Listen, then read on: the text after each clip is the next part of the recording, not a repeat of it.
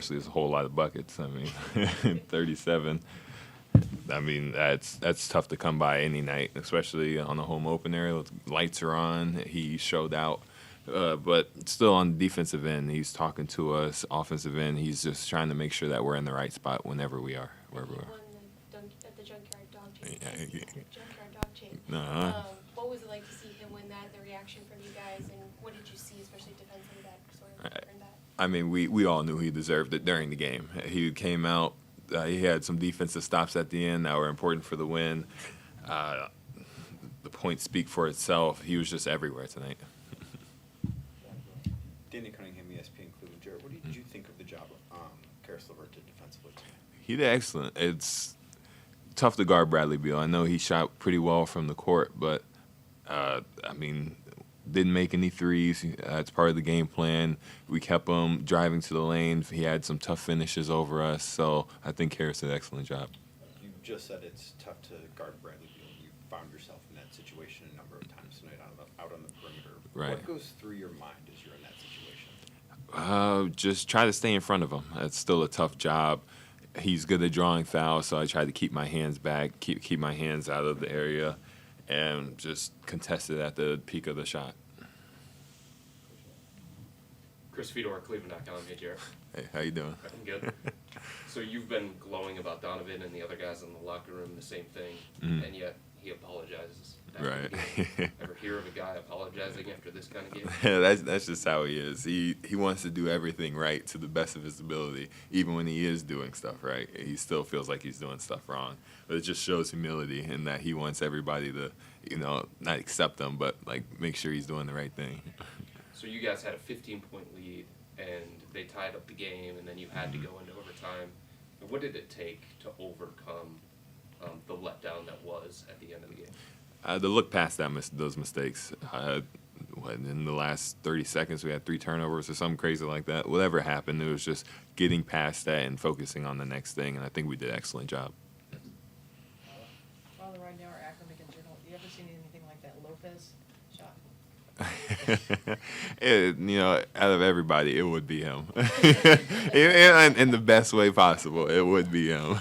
And do you feel like maybe, it seems like maybe early in the season, everybody's sort of more physical with you guys this year. I mean, I know you're getting banged up on, but is that the case with everybody? Do you feel like Right. that's kind of the plan? No, it's part of the beginning of the year. Everybody's coming out. Everybody's amped up. Everybody's more physical. It's just part of the timeline of an NBA season.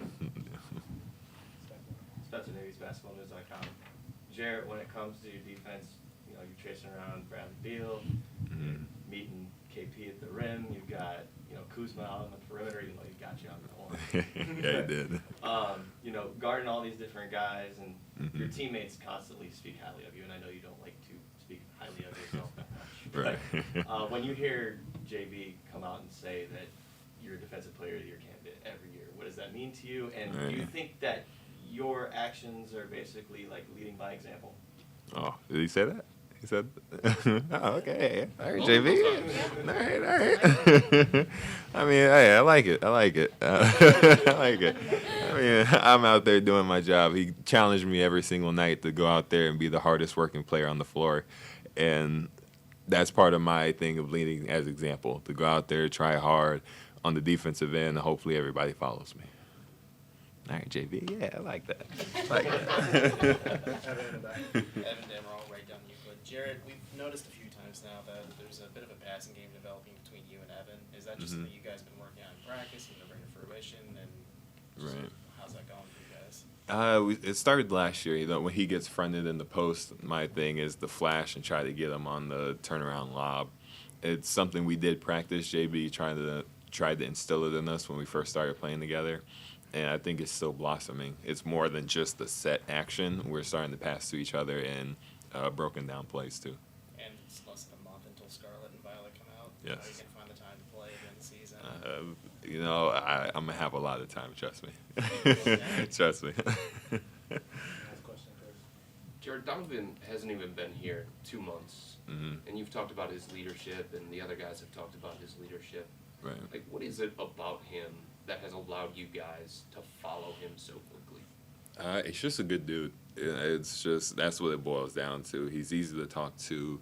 He doesn't boast about his accomplishments. He's one of the hardest workers every single day in the gym.